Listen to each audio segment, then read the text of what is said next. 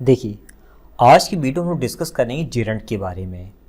Gerund के ऊपर मैं ऑलरेडी लेक्चर्स काफ़ी दे चुका हूँ, लेकिन एक कंप्लीट या फिर संपूर्ण इसमें हम यूजेस देखेंगे E to Z कि जेरंड आखिर कहाँ पर यूज़ होता है।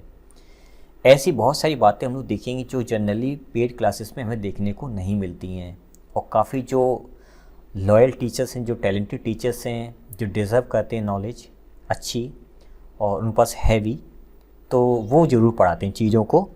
तो वो सारी चीज़ मैं एक साथ यहाँ पर कवर कर रखी है। वो मैं सारी चीज़ें यहाँ पर आपको कंप्लीट पढ़ाऊँगा और उम्मीद करता हूँ इसके बाद आपको जेरंड फिर कहीं से पढ़ने की ज़रूरत नहीं पड़ेगी।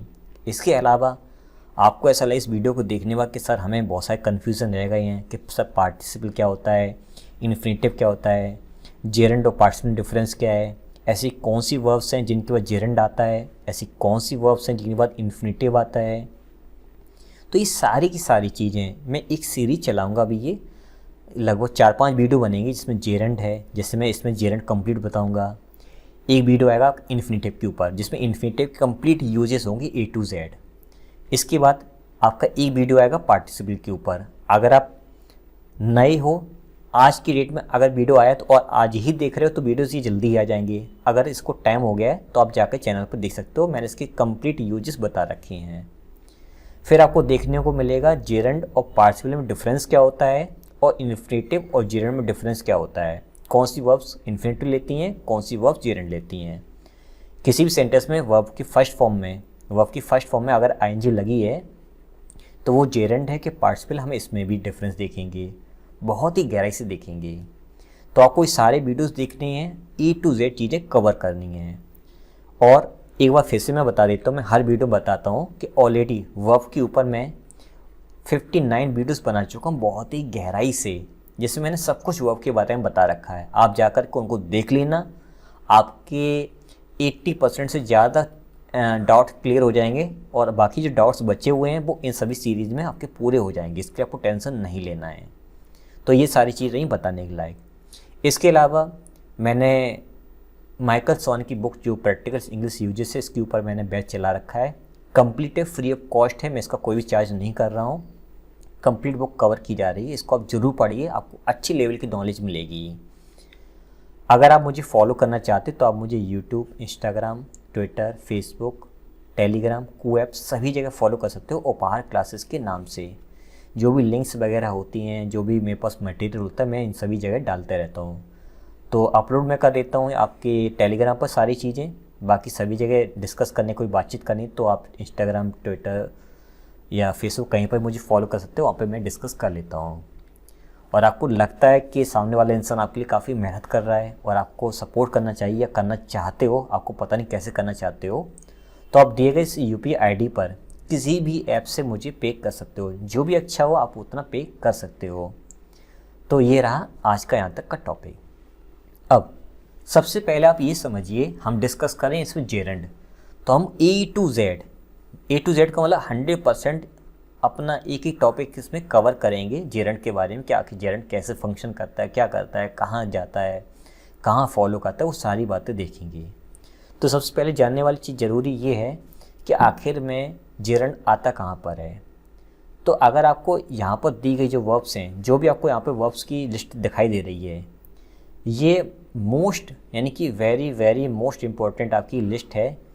ज़्यादातर एग्ज़ाम में यही हमेशा वर्ड्स आते हैं जो एरर में पूछे जाते हैं। इन सभी वर्ब्स के बाद आपको केवल और केवल वर्ब की फर्स्ट फॉर्म में ING लगानी है। आपको इनके बाद इन्फिनिटिव का यूज़ नहीं करना है। और ये आने वाली 2+V1 जो है, यानी इसमें ING जो लगाओगे वो आपकी जेरंड कहलाएगी। तो अब इसमें जैसे कि अवॉइड है, कांट हेल्प है, वर्थ है, कन्फेस है, कंसीडर है, डिफेंड है, डिले है, डिटेस्ट है, ये सारे वर्ड्स जो इम्पोर्टेंट है, जैसे कि डिस्कस है, डिसलाइक है, और आपका एन्जॉय है, आपने सुन रखा है, या फिर फील लाइक है, फैंसी है, फियर है, एक्सप्लेन है, कीप ऑन है। माइंड का मतलब किसी को ऑब्जेक्ट करना है, रोकना, कि अपने काम से काम रखो। गिव अप फ्रेजल वर्ब है। कीप है, कीप का मतलब कंटिन्यू करना। प्रैक्टिस है, प्रिवेंट है, ये ऐसी वर्ब्स हैं जो अपने बाद आने वाली वर्ब में ING लाती हैं। तो ये वर्ब्स आपको ध्यान रखनी कि ये दिखाई दें, उसके बाद हमें लगाना अगली वर्ब में आईएनजी। पहला क्वेश्चन आपका यहाँ से क्लियर हो गया है कि किन वर्ब्स के बाद आईएनजी आता है, यानी कि किन वर्ब्स का जेरेंड आता है। तो ये आपके सामने रही वर्ब्स। अब इसके अलावा कई सारे फ्रेजेस होते हैं जिनके साथ में हम लोग लगाते हैं आईएनजी।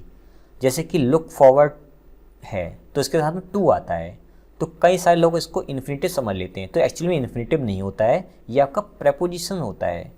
तो जितनी फ्रेजेस आपको यहाँ पर दिखाई दे रही हैं, ये लिस्ट जो बनी है, इन सभी के साथ में टू आता है और ये टू आपका प्रेपोजिशन होता है। ऐसी ये आपकी जो लिस्ट बनी हुई है, इन सभी के बाद आपको टू लगा मिलेगा और ये टू आपका होता है प्रेपोजिशन। इसमें यूज्ड जो है इसके साथ में बी फॉर्म पहले आएगी, is am are was were पहले आएगा, उसके बाद यूज्ड लिखा होगा, तो ये बन जाता है एडजेक्टिव और एडजेक्टिव आता है प्रेपोजिशन और इसके बाद लगाएंगे जेरेंड। तो जितने शब्द आपके सामने दिखाई दे रहे हैं इन सभी को रट लीजिए। इन सभी के बाद, इन सभी एडजेक्टिव या फ्रेजेस के बाद आपको केवल और केवल टू का यूज़ करना है और टू आपका प्रेपोजिशन होगा जिसकी वजह से वहाँ पर आईएनजी आएगा। क्लियर? तो लुक की जगह लुक्ड भी हो सकता है, लुकिंग भी हो सकता है, कुछ भी हो सकता है, लुक्स भी हो सकता है। फॉर्म बदल सकती हैं, जो वर्ब्स हैं उनके फॉर्म बदल सकते हैं लेकिन उनका फंक्शन वही रहेगा। ठीक है, तो ये आपको याद रखना है। अब इसमें एक खास शब्द निकल के आता है प्रेफर। प्रेफर क्या कहता है? अगर प्रेफर के बाद डायरेक्ट हमें वर्ब लिखनी है तो इन्फिनेटिव आता है। आई प्रेफर टू रीड, ये सेंटेंस बिल्कुल सही है, लेकिन अगर मुझे कंपेयर करना है दो काम के बीच में, देखिए यहाँ पर मैंने कंपेयर नहीं किया किसी से, डायरेक्ट अपना बात बता दी है। अगर मुझे कंपेयर करना है तो क्या होगा? देखिए, अगर मैं प्रेफर को यूज़ करता हूँ और कोई कंपैरिजन नहीं है तो आपका इन्फिनेटिव आता है, ये आपका एक पैटर्न। दूसरी बात, अगर मुझे दो चीज़ों के बीच में कंपेयर करना है, ठीक है, दो एक्शन के बीच में कंपेयर करना है, तो मैं जेरेंड पहला, फिर टू लगाऊंगा, फिर जेरेंड। जेरेंड का कंपैरिजन जेरेंड से करूंगा, इन्फिनेटिव नहीं आएगा, दोनों तरफ जेरेंड लगेगा, बीच में आपका टू आएगा। और अगर मुझे इसके बाद कोई नाउन या प्रोनाउन लगाना है तो नाउन आएगा या फिर प्रोनाउन आएगा, फिर लगाएंगे टू, फिर नाउन आएगा अगला, फिर आएगा प्रोनाउन। ये पैटर्न है। टू का काम केवल और केवल यहाँ पर है, यहाँ पर कंपैरिजन नहीं होगा। तो यहाँ पर लिखा हुआ I prefer to read than to play, तो कहा ही जा रहा है कि मैं खेलने की जगह पढ़ना ज़्यादा पसंद करता हूँ। तो पहली बात तो ये कि यहाँ पर रीड की जगह रीडिंग होगा, प्ले की जगह प्लेइंग होगा, नंबर एक। दूसरी बात, देन की जगह यहाँ पर टू आएगा क्योंकि प्रेफर अपने साथ में टू लाता है। पहली मिस्टेक टू लगाना है, दूसरी मिस्टेक प्लेइंग करना है, तीसरी मिस्टेक रीडिंग करना है। I prefer tea than coffee, coffee जगह मैं टी लेना ज़्यादा पसंद करता हूँ। तो ये नाउन है, एक नाउन का कंपैरिजन दूसरे नाउन से, दोनों शब्द सही हैं, लेकिन देन नहीं आएगा, टू आएगा। ये इसका पैटर्न था, इसको आप नोट डाउन कर लेना। किसी सेंटेंस में जब हम बात करते हैं जेरेंड की तो वो सब्जेक्ट का काम करता है, किसी वर्ब के सब्जेक्ट का काम, किसी वर्ब या प्रेपोजिशन की ऑब्जेक्ट का काम, या फिर काम कर सकता है किसी लिंकिंग वर्ब के कॉम्प्लीमेंट का काम। ठीक है, ये भी हम आगे चल करके देखेंगे। आप बस जुड़े रहें, आपको बहुत ही गहराई में मैं लेकर के चलूँगा, उसके लिए टेंशन मत लेना। फिर आगे देखते हैं, जैसे I am looking forward to work with you, तो हमें मालूम है कि लुकिंग फॉरवर्ड एक फ्रेज़ है, एम की वजह से आईएनजी आ गया, इसमें कोई प्रॉब्लम नहीं है, लेकिन ये टू जो है वो इन्फिनेटिव ना होकर कि प्रेपोजिशन है। और प्रेपोजिशन का रूल क्या है? प्रेपोजिशन कहता है कि इसके बाद जो भी वर्ब आएगी उसमें उसको आईएनजी ही चाहिए, क्योंकि वो प्रेपोजिशन जो है उसके बाद आता है केवल ऑब्जेक्ट। और ऑब्जेक्ट कौन कौन हो सकता है? ऑब्जेक्ट कोई नाउन हो सकता है, ऑब्जेक्ट कोई प्रोनाउन हो सकता है, ऑब्जेक्ट कोई जेरेंड हो सकता है। जेरेंड का मतलब वर्ब की फर्स्ट फॉर्म में आईएनजी।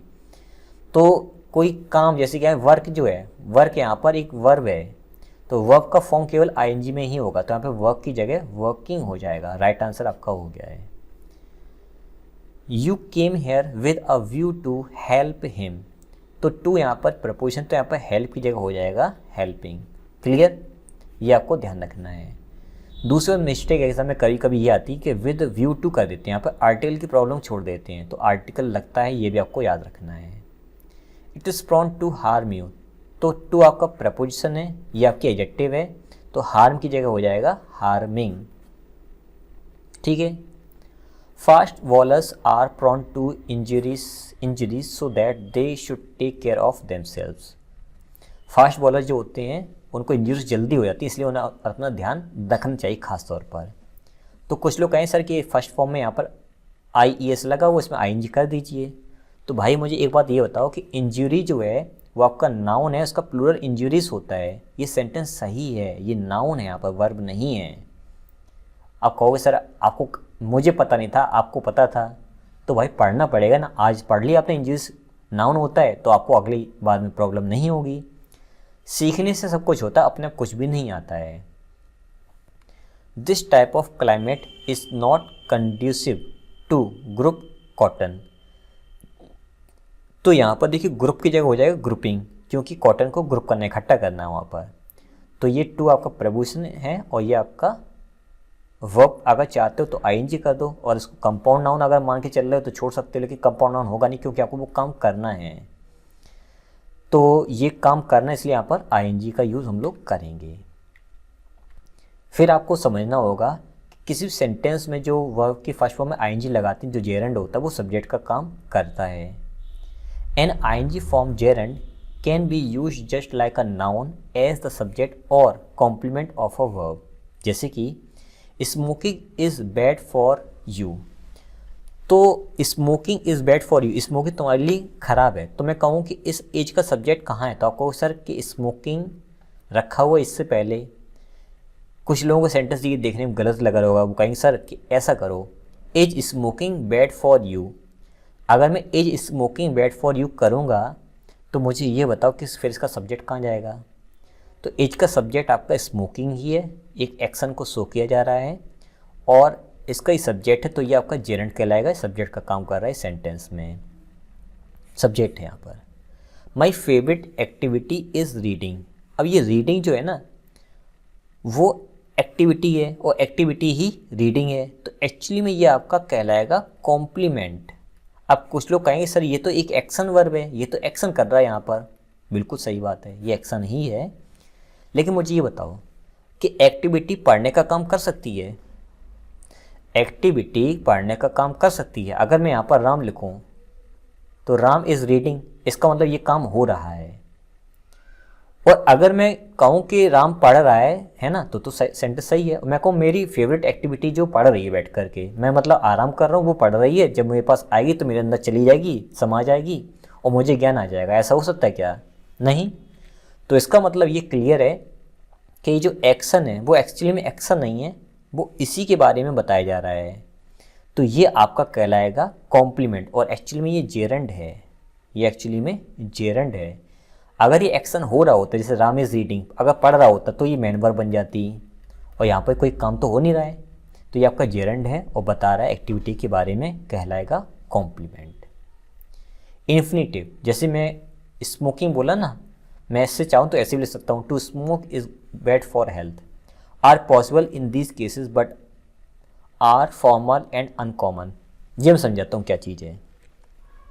देखो, अगर मैं बोलूँ smoking is bad for health, इसका मतलब स्मोकिंग का काम चल रहा है और मैं मना करूँ कि ये बंद कर दो तुम, ये तरीका ठीक नहीं है।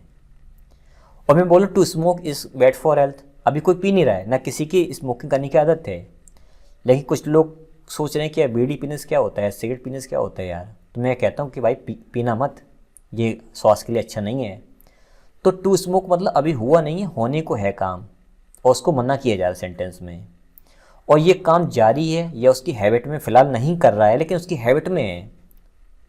और मैं कह रहा हूँ कि स्मोकिंग करना छोड़ दो, ये ठीक चीज़ नहीं है। भले मैं सामने कर रहा है कि नहीं कर रहा उससे मतलब नहीं है, लेकिन उसकी हैबिट में, इसका मतलब ये है। और टू स्मोक का मतलब अभी काम हुआ नहीं है, होने को है।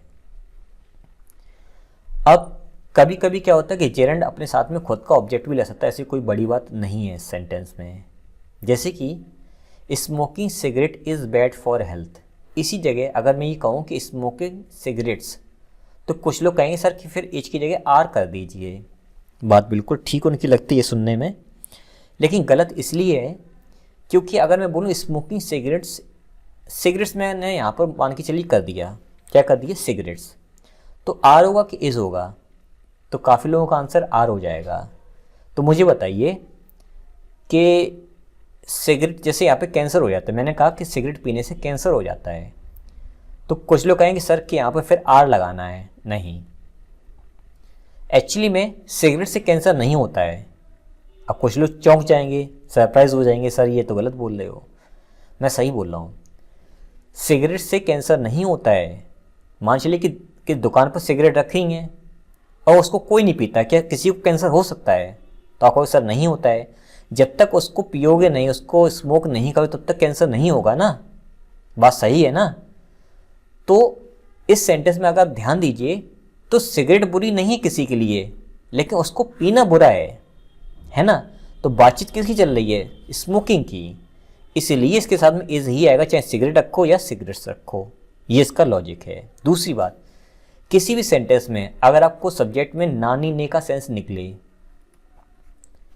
और एक सेंस निकलता हुआ, हुई, हुए, हुआ, हुई और हुए, सॉरी हुए, अगर हुआ, हुई, हुए निकले तो उसको बोलते हैं पार्टिसिपल। और अगर नानी ने का सेंस निकले तो उसको बोलते हैं जेरंड। क्या बोलते हैं? जेरंड। आप चेक कर लीजिए, सिगरेट पीना स्वास्थ्य के लिए हानिकारक है, इसका यह अर्थ निकल रहा है कि सिगरेट पीते हुए स्वास्थ्य के लिए हानिकारक है। तो आप कहोगे सर कि सिगरेट पीना, नानी ने का सेंस निकल रहा है इसलिए जेरंड है। तो हिंदी से आप इस टेक्निक से भी इसको पहचान सकते हो कि जेरंड है, और इसी के लिए आएगा हेल्पिंग वर्ब या मेन वर्ब। फिर आगे देखिए, my favourite hobby is meditating. मेरी फेवरेट हॉबी क्या है? ध्यान लगाना। तो हॉबी ध्यान नहीं लगाएगी, वो मैं लगाऊंगा। तो यहाँ पे कोई एक्शन नहीं है, बल्कि एक काम बताया जा रहा है, और ये जेरंड है क्योंकि ये कोई काम कर नहीं रहा है। I hate doing this work. I hate what? तो आंसर है डूइंग। तो ये आपका हो जाएगा जेरंड। ऑब्जेक्ट है इस हेट का, और सेमी वर्ब, मतलब ये खुद वर्ब भी है तो अपना ये ऑब्जेक्ट भी लाइए, दिस वर्क। तो जेरंड अपना ऑब्जेक्ट खुद का भी ला सकती है। एक चीज़ आपने ये सीख ली है। दूसरी बात, इस सेंटेंस में क्या क्या हो रहा है कि यहाँ पर ये सब्जेक्ट है, ये वर्ब है, वॉट का रिप्लाई डूइंग दे रहा है, इसलिए ये ऑब्जेक्ट है इस वर्ब का। साथ ही जेरंड है क्योंकि ऑब्जेक्ट जेरंड ही बन सकता है, और ये अपने आप में एक वर्ब भी है। वर्ब का मतलब जो आपके नॉन फाइंड वर्ब्स होते हैं वो आपके सेमी वर्ब कहलाते हैं, मतलब वो अपना ऑब्जेक्ट भी ला सकते हैं। तो इसका ऑब्जेक्ट हो जाएगा this work.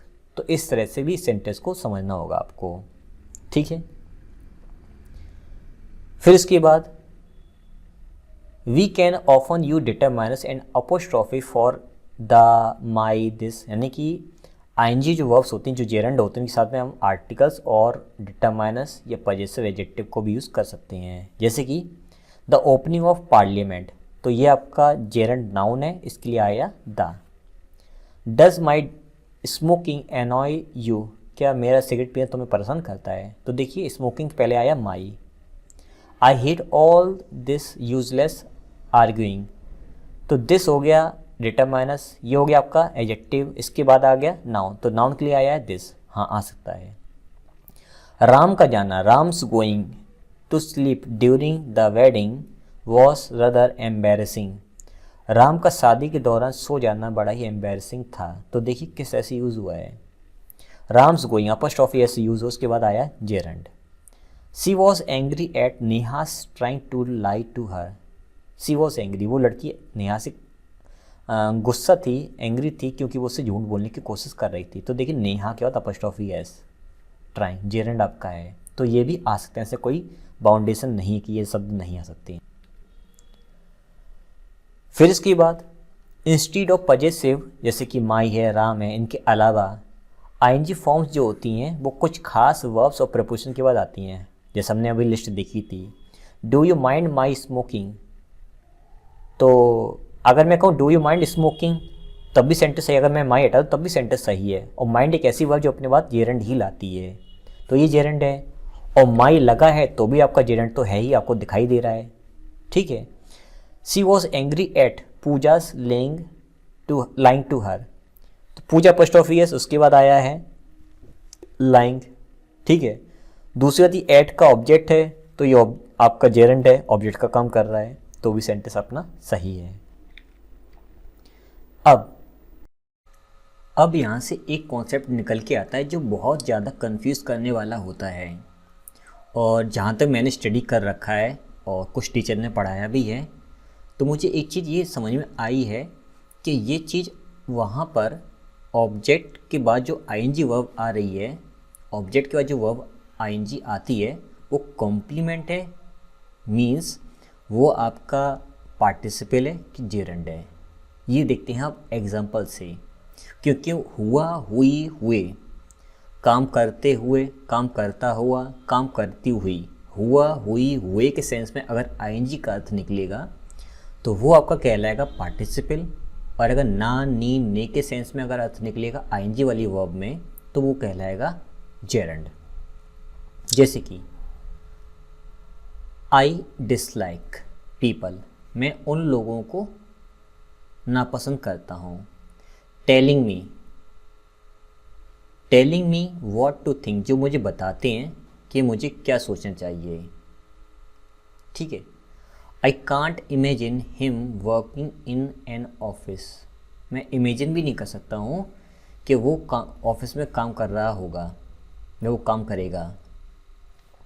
Nobody can stop him doing what he wants to, उसे कोई भी नहीं हो सकता है जो वह करना चाहता है ना। He spends all his time gardening, वह अपना सारा समय किस में बिताता है? गार्डनिंग करने में। I caught the next door children stealing my apples, next door children मतलब है पड़ोस के बच्चों को मैंने एप्पल्स, मेरे एप्पल्स चोरी करते हुए मैंने उन्हें पकड़ा, ये देखा है। We found a dead mouse laying on the kitchen floor, हम लोगों ने एक डेड माउस देखा जो कि किचन फ्लोर पर लेटा हुआ था। यहाँ पर क्या निकला? हुआ, हुई, हुए। अब कहा क्या जा रहा है वो देखो। Some of the verbs listed above and some others can be followed by object plus ING form. कहने का मतलब ये है कि कभी कभी अब वर्ब कौन कौन सी, जैसे कि आपकी सी है, वॉच है, ऑब्जर्व है और नोटिस है। नोटिस, ये ऐसी वर्ब्स होती हैं जिनके बाद एक ऑब्जेक्ट रखा होता है और ये ऑब्जेक्ट कोई काम कर रहा होता है और उसमें लगी होती है आईएनजी वर्ब, और इस ऑब्जेक्ट को ये काम करते हुए वहाँ का सब्जेक्ट ऑब्जर्व करता है। ठीक है। तो I dislike people telling me what to do, मैं उन लोगों को नापसंद करता हूँ जो मुझे ये बताते कि मैं क्या सोचूं। तो एक्चुअली देखा तो इन्हीं पीपल के लिए आगे वर्ब आई हुई है, तो एक्चुअली में ये पार्टिसिपल कहलाती हैं। क्या कहलाती हैं? पार्टिसिपल। तो जहाँ जहाँ ये आईएनजी वर्ब रखी हुई है वो सारी के सारी उसके जस्ट पहले वाले सब्जेक्ट ऑब्जेक्ट के लिए आई हुई हैं, जो कि वो आगे एक्शन करेगा। अभी ये इस ऑब्जेक्ट के रूप में रखा है लेकिन एक्चुअली में ये डूइंग है, वर्किंग है, टेलिंग, ये आगे वाले ऑब्जेक्ट के लिए ही रखा हुआ है। He spends all his time gardening, वो अपना सारा समय किस में व्यतीत करता है? गार्डनिंग में। तो अब गार्डनिंग में काम करना उसको। अब ध्यान दीजिए, ही स्पेंड्स वॉट, तो आया आंसर ऑल हिज टाइम। किस चीज़ में? गार्डनिंग में। तो अब यहाँ पर थोड़ा सा ध्यान ये देना है कि इसमें थोड़ा सा लॉजिक आपका फंसेगा, क्योंकि बाकी सारी चीज़ तो मैच हो रही हैं लेकिन ये वाली मैच नहीं हो रही है। बच्चों को चुराते हुए, हुए का सेंस निकला तो ये पार्टिसिपल है। लेटे हुए मतलब मरा पड़ा हुआ था, यही पार्टिसिपल है। अब इसको देखो, he spends all his time gardening, वह अपने सारे समय जो है गार्डनिंग में व्यतीत करता है। तो आपका मन ये कहेगा सर कि इसके पहले इन लगा तो ज़्यादा सही लगेगा कि इन गार्डनिंग, लेकिन आप ध्यान दीजिए कि स्पेंड्स भी यही करता है और गार्डनिंग भी यही करता है। ठीक है। गार्डनिंग करने में तो नानी ने का सेंस आ रहा है, तो आपका ये जेरंड है, आपका ये जेरंड है। तो कभी कभी जब कंफ्यूज हो जाओ तो हुआ, हुई, हुए का सेंस निकलेगा तो वो कहलाएगा आपका पार्टिसिपल, और नानी ने का सेंस अगर निकलेगा तो वो कहलाएगा आपका जेरंड। ऐसे हम पता करते हैं। ING form with passive meaning, अब वो भी देख लो। जैसे कि डिज़र्व है, नीड है, रिक्वायर, ये तीन वर्ब्स ऐसी हैं जिनके बाद जब आईएनजी वर्ब हम लगाते हैं तो एक्चुअली में उनका मीनिंग जो है वो पैसिव में कन्वे होता है, क्योंकि इसका काम करने वाला कोई और होता है। अभी अमेरिकन ब्रिटिश को आप इग्नोर कर दीजिए, क्योंकि अमेरिकन इंग्लिश और ब्रिटिश इंग्लिश में ये देखने को मिलता है, लेकिन ये बेसिकली अपने एग्ज़ाम में भी पूछी जाती चीज़ें हैं। जैसे कि आई डोंट थिंक, एक सेंटेंस अलग हो गया। हिज आर्टिकल डिजर्व्स रीडिंग, उसका आर्टिकल जो है ना वो डिजर्व करता है कि उसको पढ़ा जाए। तो मुझे बताइए कि वो आर्टिकल खुद को पढ़ेगा क्या? नहीं, उसको पढ़ने वाला कोई और इंसान होगा। इसका मतलब डिजर्व कहने का मतलब अपना ये है कि ये तीनों जो वर्ब्स रखी हुई हैं, जो स्पेशल वर्ब्स हैं, इनके बाद का स्ट्रक्चर ये बनता है कि आप इनके बाद या तो वर्ब के फर्स्ट फॉर्म में आईएनजी लगाओ तो ये पैसिव का मीनिंग कन्वे करेगा, या फिर टू बी और थर्ड फॉर्म लगा दीजिए तो भी इसका मीनिंग सही कन्वे होगा पैसिव वॉइस में ही। तो इन तीनों वर्ब्स कौन कौन सी? डिजर्व, नीड, रिक्वायर, ये ऐसी वर्ब्स होती हैं या तो इनके जस्ट बाद आईएनजी वर्ब लगाते हैं या फिर टू बी का यूज़ करते हैं वर्ब के थर्ड फॉर्म लगा करके, दोनों का मीनिंग पैसिव में ही कन्वे होता है और उनका स्ट्रक्चर यही है, बस इसके अलावा कोई नहीं हो सकता है। तो हम ऐसे भी कह सकते हैं his articles deserves to be read. Your hair needs cutting, तुम्हारे बालों की कटिंग की ज़रूरत है, मतलब तुम्हारे बाल कटनी चाहिए। तो तुम थोड़ी ना काटोगे, कोई और काटेगा। पैसिव मीनिंग कन्वे हो रहा है आईएनजी में। हम इसको ऐसे भी कह सकते हैं कि your hair needs to be cut, उनको कटने की ज़रूरत है। अब ऐसे ही एक वॉन्ट वर्ब जो है, वॉन्ट भी जो है वो अगर उसके बाद हमें अगर काम को जोड़ना है तो उसमें आईएनजी लगा देंगे। जैसे कि the car wants servicing, car जो है वो सर्विस मांग रही है। अगर आप इसका टू बी से बनना चाहो तो ऐसे नहीं बनेगा, इसका बनेगा फिर नीड से। Your the car needs to be serviced. अब वॉन्ट के बाद डायरेक्ट आप पैसिव वॉइस का इन्फिनेटिव नहीं ऐड कर सकते हो। वॉन्ट के बाद या तो आप आईएनजी वर्ब लगाइए, और अगर इसका पैसिव वॉइस बनाना है टू बी थर्ड फॉर्म के सेंस में तो फिर आपको नीड का ही यूज़ करना पड़ेगा। ये एग्जाम में काफ़ी ज़्यादा पूछी जाती चीज़ें, इसलिए मैंने आपको यहाँ पर बता दिया है। अब कुछ ऐसे खास नाउन्स होते हैं जिनके बाद हमें आईएनजी वर्ब लगानी होती है, और कुछ ऐसे खास एडजेक्टिव्स भी होते हैं और उनके बाद हम लोग इन्फिनेटिव का यूज़ नहीं करते हैं। ठीक है, जैसे कि I hate the idea of getting old. अब ध्यान दीजिए, आई हेट द आइडिया ऑफ, यहाँ पर प्रपोजिशन आया हुआ है, प्रपोजिशन के बाद हमेशा जेरेंड आता है आईएनजी फॉर्म में, इसलिए आपका ये करेक्ट है। आप ये मत करना कि I hate the idea to get old, नहीं होगा। The thought of feeling, the thought के बाद क्या आया? ऑफ आया, तो उसके बाद लगेगा feeling. Never entered his head, ऐसे बनाएंगे इसको। I am tired of, tired के बाद आया ऑफ तो फिर लगाएंगे लिसनिंग आएगा। ठीक है, टू लिसन नहीं आएगा। टू दिस का मतलब इस चीज़ को सुन सुन कर मैं थक चुका हूँ। She is very good at, good के साथ में एट तब लगाते जब कोई चीज़ किसी काम में निपुण हो। सॉल्विंग प्रॉब्लम्स, आप ये नहीं करोगे गुड टू सॉल्व, नहीं, ऐसा नहीं करते हैं। ये कुछ आपके मैंने कुछ एग्जाम्पल से आपको समझा दिया कि ऐसा होता है, बाकी तो फिर अनंत है, इनफाइनाइट है। इंग्लिश उसको जितना पढ़ो उतना कम है। फिलहाल एक आइडिया आपको यहाँ से मिल गया है। फिर जब हम किसी सेंटेंस में फॉर के साथ में आईएनजी वर्ब जोड़ते हैं तो एक्चुअली में उसके पहले वाले जो वर्ड आया हुआ है, पहले जो भी चीज़ आई है उसका हम पर्पस बताने की कोशिश करते हैं। जब किसी इंडेफिनिट नाउन के बारे में है ना, या प्रोनाउन के बारे में उसका पर्पस शो करना होता है अगर हमें उस मटेरियल का, उस चीज़ का, तो हम वहाँ पर फॉर का यूज़ करके उसका पर्पस शो करते हैं। जैसे कि a streamer is a machine, streamer कौन सी मशीन होती है? For cutting grass and weeds, weeds और ग्रास को काटने के लिए यूज़ किया जाता है। देखो इसका पर्पस बताया मैंने, किसी चीज़ का पर्पस बताने के लिए हम फॉर लगा करके आईएनजी उस वर्ब में लगाते हैं। Have you got any stuff for cleaning silver, कि तुम्हारे पास कोई चीज़ जिससे सिल्वर को, चांदी को साफ़ किया जा सके। तो स्टफ किस चीज़ के लिए पर्पस बताना है? क्लीनिंग के लिए। I need something for killing flies, कुछ चाहिए, क्या चाहिए? ऐसी चीज़ चाहिए जिससे फ्लाइज को मारा जा सके, मक्खियों को मारा जा सके। तो पर्पस बताने की वो चीज़ किस काम के लिए वो चीज़ चाहिए, तो किलिंग के लिए चाहिए।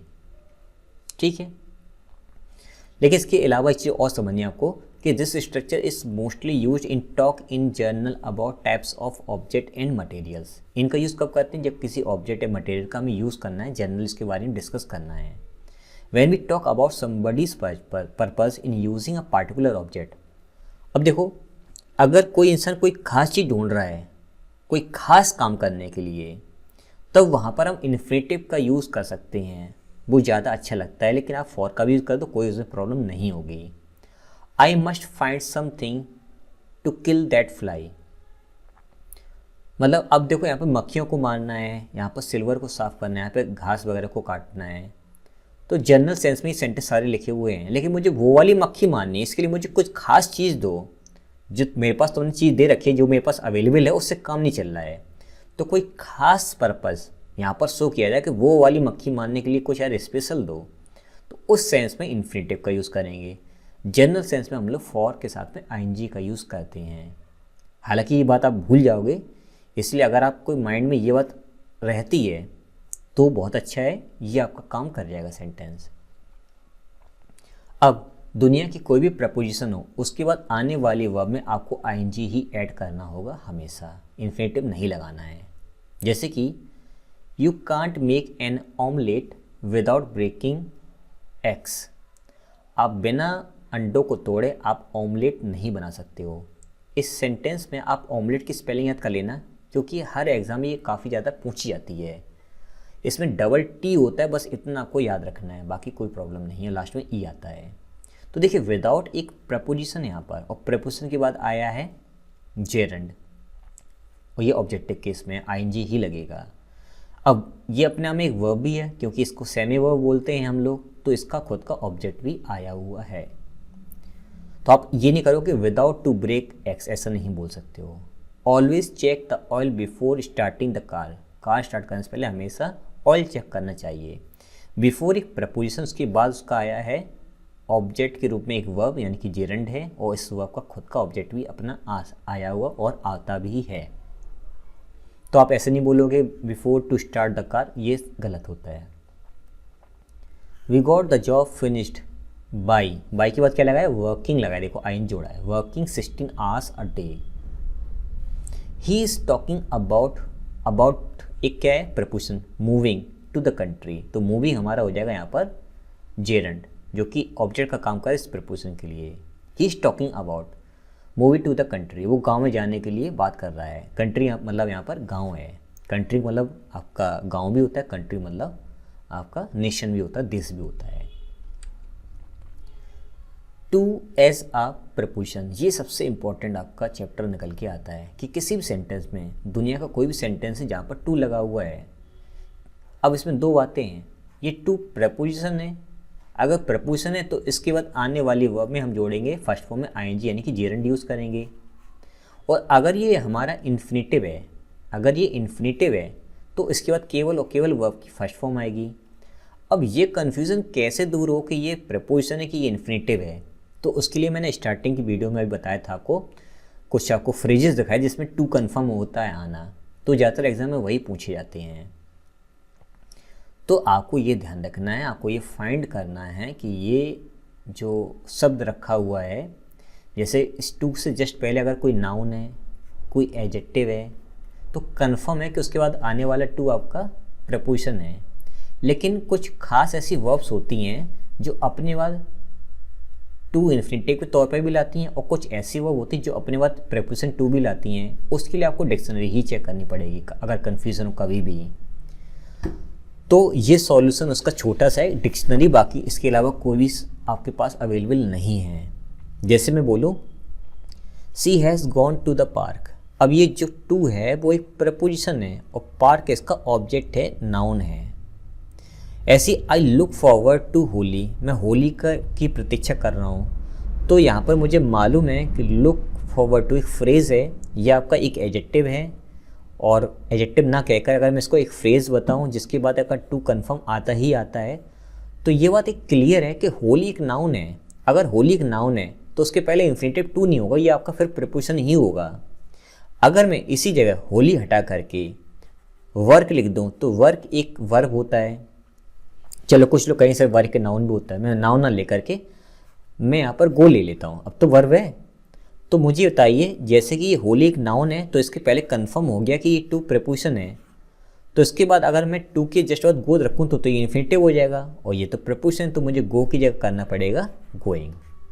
ऐसे हम पता करते हैं। फिर अगला, कि ऐसे कौन कौन से शब्द जिनके बाद टू जो है वो एक्चुअली प्रपोजिशन ही होता है, तो ये कोई कंफर्म नहीं है, लेकिन फिर भी कुछ फ्रेजेस हैं, कुछ शब्द हैं, उनके बाद आपका टू प्रपोजिशन ही होता है। जैसे कि लुक फॉरवर्ड के बाद टू प्रपोजिशन, ऑब्जेक्ट के बाद टू, बी का मतलब is am are was were के बाद जब यूज होता है तो यूज आपका बन जाता है एडजेक्टिव और उसके बाद टू हो जाएगा वेरी गुड प्रपोजिशन। ऐसी प्रेफर का मैंने 3 स्ट्रक्चर अलग अलग बताए थे, वो आपको याद रखना है। जब 2 चीज़ों बीच कंपैरिजन होगा तो जो बीच वाले जो टू जो है वो आपका हो जाएगा प्रपोजिशन। ऐसे गेट अराउंड टू है, इन एडिशन टू है, ये सारे प्रपोजिशन हैं।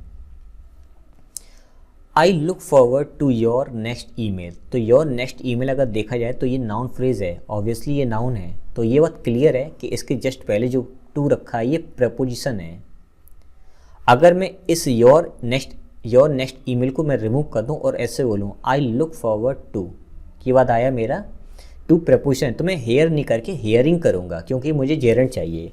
फ्रॉम यू ऐसे बनाएंगे। Do you object to Sunday work अगर मैं देखूं तो ये नाउन है और नाउन के पहले ये हो जाएगा प्रपोजिशन। अगर मुझे यहाँ पे वर्ब जोड़ना है तो वर्क नहीं होगा, फिर वर्किंग होगा क्योंकि यहाँ पे काम की बात हो रही है। I am used to London traffic, I am not used to London traffic, London जो ट्रैफिक लगता है ना मैं उसका आदी नहीं हूँ प्रेजेंट टाइम में, तो ये टू जो है वो आपका प्रपोजिशन है।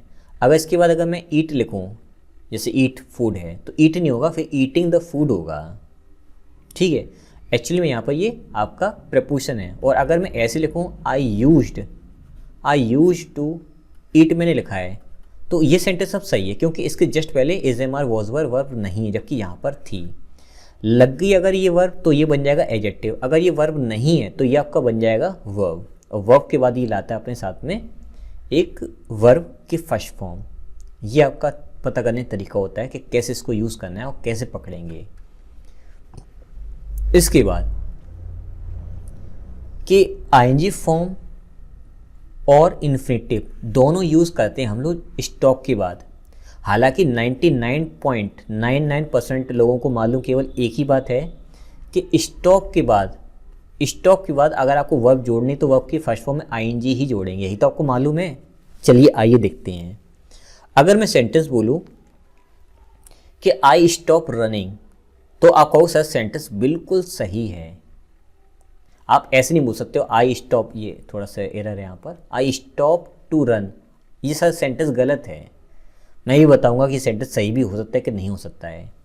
और अगला सेंटेंस है आई स्टॉप्ड टू रेस्ट। अब कुछ लोग हैं सर ये गलत है क्योंकि इन्फिनेटिव यूज़ नहीं होता है। समझो कैसे। अगर मैं स्टॉप के बाद वर्ब की फर्स्ट फॉर्म में आईएनजी जोड़ता हूँ, इसका मतलब क्या है कि वो काम मैंने परमानेंटली बंद कर दिया है। एक सेंस ये हो सकता है, ये एक सेंस ये हो सकता है कि मैंने वो काम बंद कर दिया है। आई स्टॉप रनिंग को लेकर मैंने दौड़ना बंद कर दिया है, परमानेंट या कुछ समय के लिए, ठीक है। तो आगे वाला काम बंद हो गया है। और अगर मैं बोलूँ आई स्टॉप टू रेस्ट, तो इसका मतलब ये है कि मैं रेस्ट करने के लिए रुका, यानी कि मुझे आगे वाला काम करना था। जब स्टॉप के बाद इन्फिनेटिव जोड़ते हैं तो उसका मतलब इन्फिनेटिव वाला काम मुझे करना था।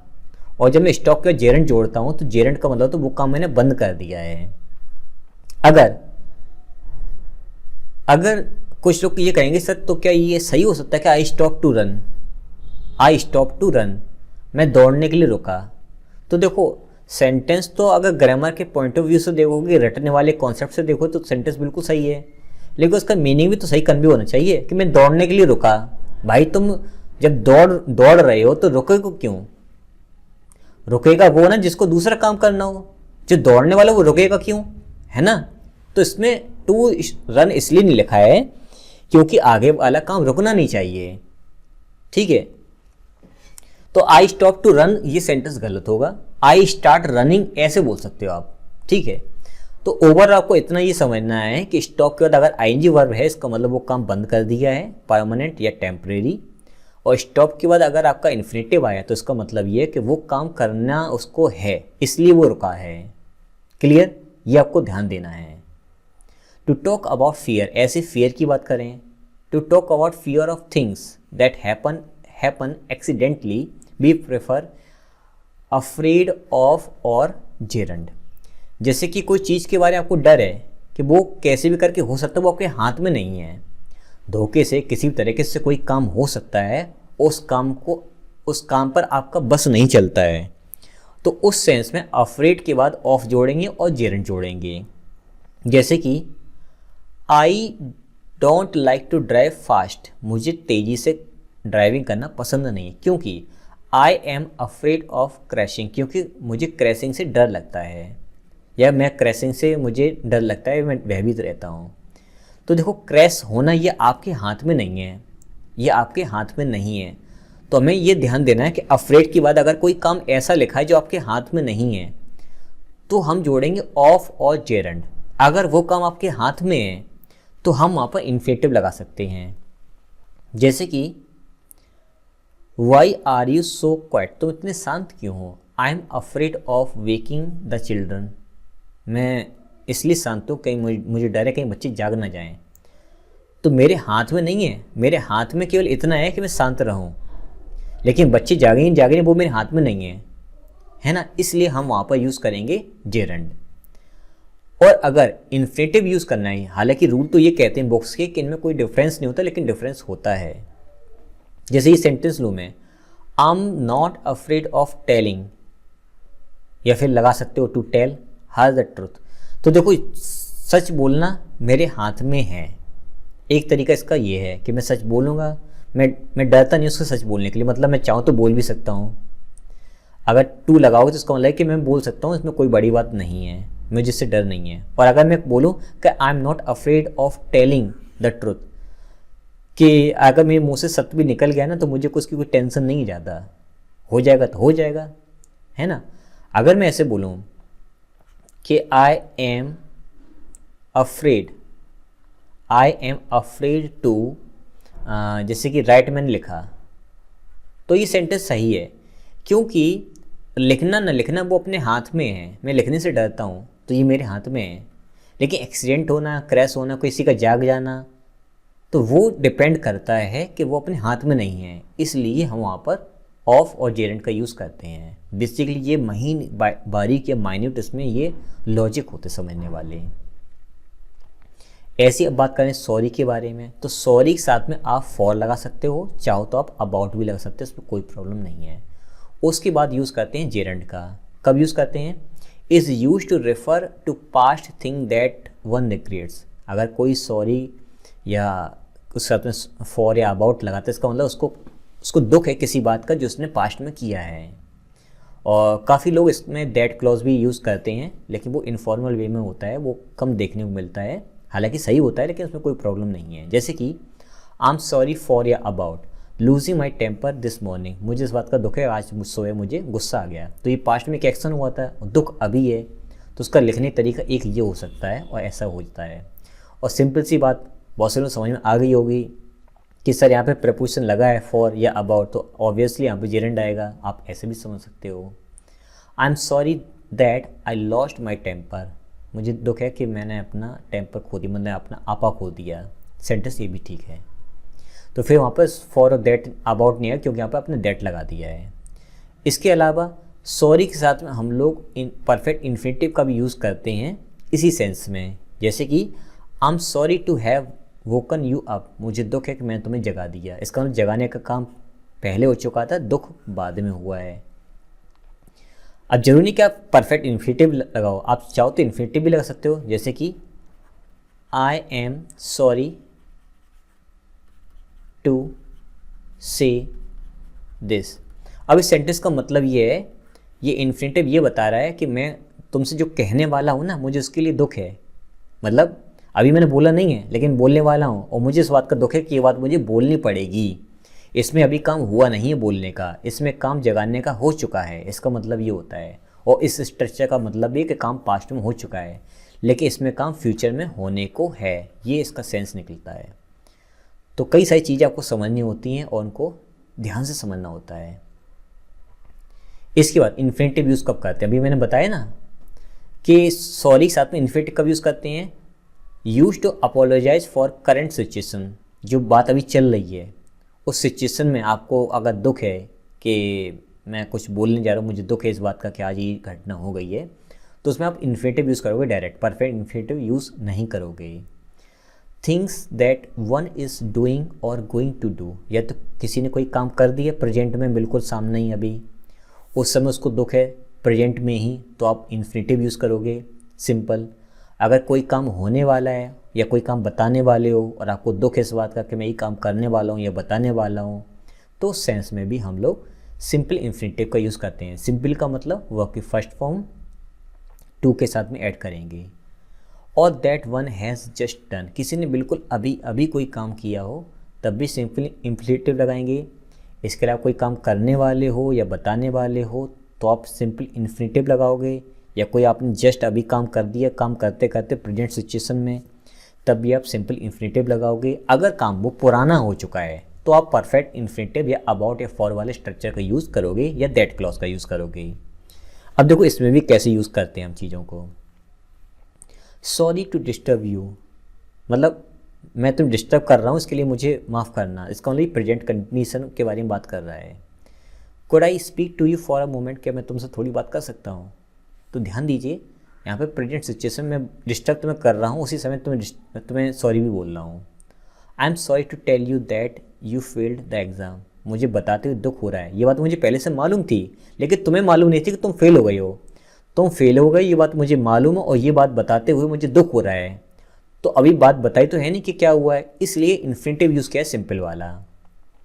Sorry to keep you waiting, मुझे माफ़ करना कि मैंने आपको इंतज़ार कराया। वी कैन स्टार्ट नाउ, अब हम शुरुआत कर सकते हैं। इसका मतलब जो इंतज़ार करने का काम था वो जारी था, उसी समय मैं आ गया, मैंने कहा अरे ये काम मैं तुमसे करवा दिया, मुझे इस बात का दुख है। तो इस तरह से हम लोग जेरंड का यूज़ करते हैं डिटेल में अलग अलग जगह पर। इसके अलावा आपको ये भी समझना होगा कि आप कौन कौन सी चीज़ें कहाँ कहाँ यूज़ करते हैं, कौन कौन सी वर्ब ऐसी ऐसी हैं जिन साथ इन्फिनेटिव आता है, जेरंड आता है, वो सब आपको याद रखना होगा, तभी चीज़ें लॉजिकली काम करेंगी। तो एक एक पॉइंट पर आपको बड़ी ही डिटेल से स्टडी करना है, नोट डाउन करना और समझना है। और अगर सपोर्ट करना चाहते हो किसी भी ऐप से, कुछ भी अमाउंट सेंड करना चाहते हो तो आप ज़रूर कर सकते हो। और मिलते हैं आप नेक्स्ट वीडियो में।